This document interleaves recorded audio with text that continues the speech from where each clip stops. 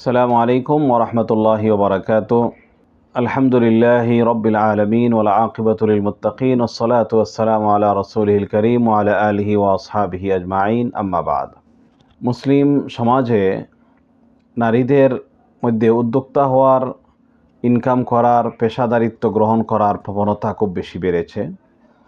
যারা ইসলাম ফলো করেন, কোরআনকে অনুসরণ করার চেষ্টা করেন, ইসলামী শরীয়ত মানার প্রতি আন্তরিকতা পোষণ করেন, তাদের জন্য আজকের এই ভিডিও। নারীদের প্রধান কর্মক্ষেত্র হচ্ছে, প্রধান জগৎটা হচ্ছে স্বামীদের সংসার। স্বামীদের সংসারেই তারা থাকবেন, স্বামীদের সংসারকে আগলে রাখবেন, স্বামীদের হক আদায় করা, নিজের স্বামীর হক আদায় করা, নিজের সন্তানদের হক আদায় করা এবং সংসার গুছিয়ে রাখা, এটা হচ্ছে নারীদের প্রধান কর্তব্য এবং দায়িত্ব। তার স্বামী যদি অনুমতি দেন, স্বামীর অনুমতি সাপেক্ষে প্রয়োজনে বাইরে বের হতে পারবেন, এটাও অনুমতি আছে ইসলামে। কিন্তু উদ্যোক্তা হওয়ার যে বিষয়, ইনকাম করার যে বিষয়, প্রথম কথা হচ্ছে, যেহেতু একজন নারী তার স্বামীর সংসারেই পরিপূর্ণ সময়টা ব্যয় করবেন, স্বামীর সংসারকে গুছিয়ে রাখার দায়িত্ব পালন করবেন, স্বামী এবং স্বামীর সন্তানদের হক আদায় করবেন, সেই হিসাবে ইসলাম স্বামীদের উপর দায়িত্ব দিয়েছে তার স্ত্রীর ভরণ পোষণের। সুতরাং নারীদের জন্য ইনকামের টেনশনের কথা ইসলাম বলে নাই।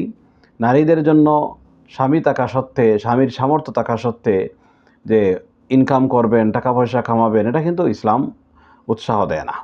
ইসলাম বলে যে স্বামীদের সংসারেই স্ত্রীরা কী করবে, সময় ব্যয় করবে, ঘর থেকে বের হবে না।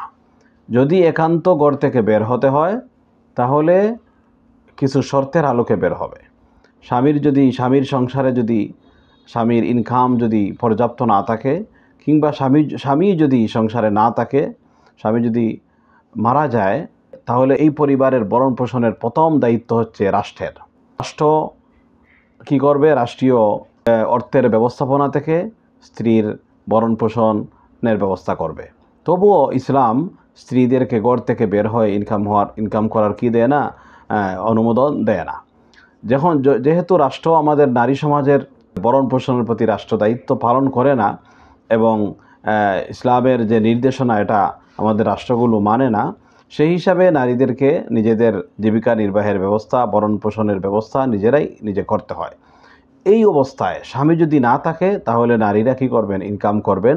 তবে শর্ত হচ্ছে, যেই পেশা গ্রহণ করবেন সেই পেশাটা হালাল হতে হবে, পুরুষের সাথে মিলেমিশে কাজ করার মতো পরিবেশ না থাকা এবং সার্বিকভাবে নারীর নিরাপত্তার ব্যবস্থা থাকা। এই তিনটা শর্তে নারী কী করতে পারবে? তার পেশাটা গ্রহণ করতে পারবে। যখন স্বামী থাকবে না, ভরণ পোষণের কোনো ব্যবস্থা থাকবে না, রাষ্ট্র এর দায়িত্ব নেবে না, তখন যদি ভরণ পোষণের ব্যবস্থা থাকে তাহলে নারীদের জন্য উদ্যোক্তা হওয়ার এটা ইসলাম উৎসাহ দেয় না।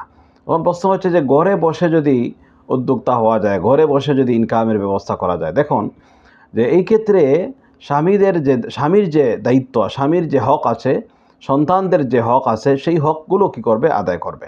সেই হক আদায় করে সংসার গুছিয়ে রাখার এই দায়িত্বটা কী করবে? স্ত্রীরা আদায় করবে। সাধারণত এই দায়িত্বগুলো আদায় করলে এরপরে আর উদ্যোক্তা হয়ে কোনো কিছু করার বা এই সময়টা থাকার কথা না।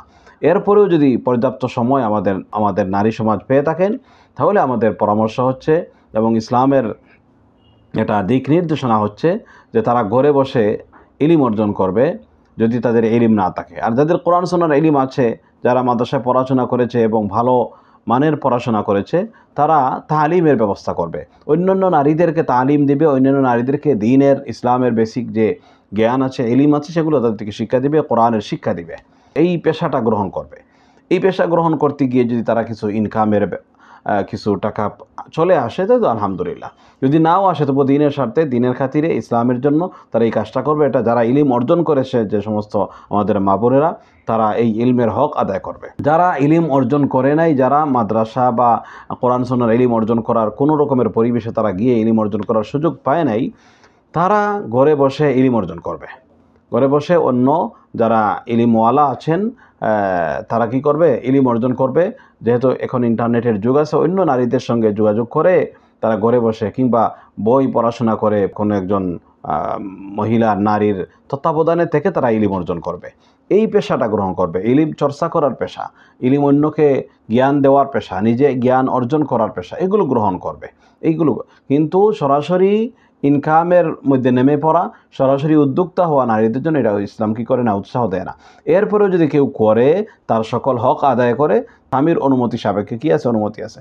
কিন্তু এক্ষেত্রে যে বড় যে সমস্যা দেখা দেয় সেটা হচ্ছে যে স্বামী এবং সন্তানের পর্যাপ্ত হক আদায় করা হয় না, এটা পরীক্ষিত বিষয়। এই জন্য যে স্বামী সংসারে সন্তানের হক আদায় করার যে শর্ত আছে, এই শর্তটা আমাদের নারী সমাজ পূরণ করতে পারে না। যেহেতু নারীদের বিভিন্ন সীমাবদ্ধতা আছে, শারীরিক সীমাবদ্ধতা আছে, দুর্বলতা আছে, এই জন্য পুরুষের মতো তারা সেভাবে কি কাজকর্ম করতে তারা কি না সামর্থ্যবান নয়। এই জন্য তারা স্বামী এবং সন্তানের যে দায়িত্ব আছে, সেই দায়িত্ব পালন করতেই তারা হিমশিম খাওয়ার কথা। বাইরে গিয়ে উদ্যোক্তা হয়ে অন্য কোনো কাজ করা, অন্য কোনো পেশা গ্রহণ করা, কিংবা ঘরে বসে পেশা গ্রহণ করা, এটা কি না, এটা অনেক ক্ষেত্রেই অসম্ভব হয়ে ওঠে। একটা হাদিসের মধ্যে আছে, মুসনাদে আহমদের হাদিস, রাসূলুল্লাহ সাল্লাল্লাহু আলাইহি ওয়াসাল্লামের কাছে হযরত আব্দুল্লাহ ইবনে মাসউদ রাদিয়াল্লাহু তাআলা আনহুর স্ত্রী এসে বললেন, ইয়া রাসূলুল্লাহ, আমি একজন কারিগর মেয়ে, আমি একজন উদ্যোক্তা মেয়ে, আমি কি করি, জিনিসপত্র বানাই এবং বাজারে লোক দিয়ে আমি কি করি, বিক্রি করার ব্যবস্থা করি। এটা কি আমার জন্য অনুমতি আছে? তখন রাসূলুল্লাহ সাল্লাল্লাহু আলাইহি ওয়াসাল্লাম বললেন, হ্যাঁ, এটা তোমার জন্য অনুমতি আছে। তুমি তোমার স্বামী এবং তোমার সন্তানদের পিছনে ভরণ পোষণ করলে তুমি এটা অনেক সওয়াবের অধিকারী হবে। এখানে দেখেন, হযরত আব্দুল্লাহ ইবনে মাসউদ রাদিয়াল্লাহু তাআলা আনহু তিনি দুর্বল সাহাবী ছিলেন এবং তিনি অনেকটাই মানে কর্ম অক্ষম ছিলেন, তিনি কর্মসক্ষম ছিলেন না। তাদের সন্তানরা মেয়েরাই বেশি ছিলেন, যার কারণে তাদের ভরণ পোষণের ব্যবস্থা থাকার দরকার ছিল। যার কারণে এখানে ওজর এবং এখানে বাধ্য হয়ে তিনি কি করতেছেন, এই কাজটা পেশা বা উদ্যোক্তা হওয়ার এই পেশাটা তিনি কি করেছেন, গ্রহণ করেছেন। এজন্য এটার কারণে সকল নারীদেরকে ঢালাওভাবে উদ্যোক্তা হওয়ার পরামর্শ ইসলাম বা আমরা দিতে পারি না।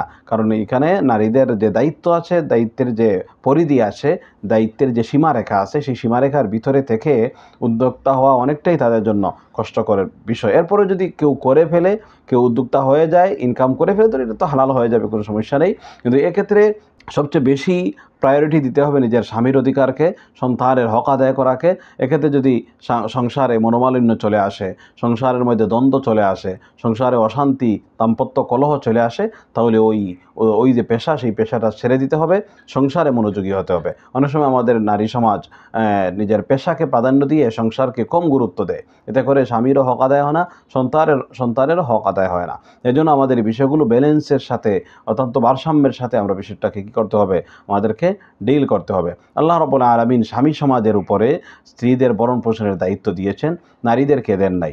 যদি স্বামীরা যখন অক্ষম থাকবে, কিংবা স্বামী যদি না থাকে, তখন গিয়ে নিজে বাইরে বের হয়েও পেশা গ্রহণ করতে পারবে, নিজের নিরাপত্তার ভিতরে থেকে, শরীয়তের ভিতরে থেকে। এই জিনিসগুলো আমাদের খুব ভালো করে বোঝা দরকার, যাতে আমাদের সংসারে অশান্তি না আসে, আমাদের সংসারে কলহ সৃষ্টি না হয়। এতে সরাসরি আমরা যে বলতেছি না যে তারা নারীরা বা পেশা গ্রহণ করা হারাম, কিন্তু পেশা গ্রহণ করার ক্ষেত্রে এই বিষয়গুলো আমাদেরকে খুব ভালো করে দেখতে হবে, বিবেচনায় নিতে হবে। আল্লাহ তাআলা আমাদের সকলকে বুঝার আমলের তৌফিক দান করুন, আমিন। আসসালামু আলাইকুম ওয়া রাহমাতুল্লাহি ওয়া বারাকাতুহু।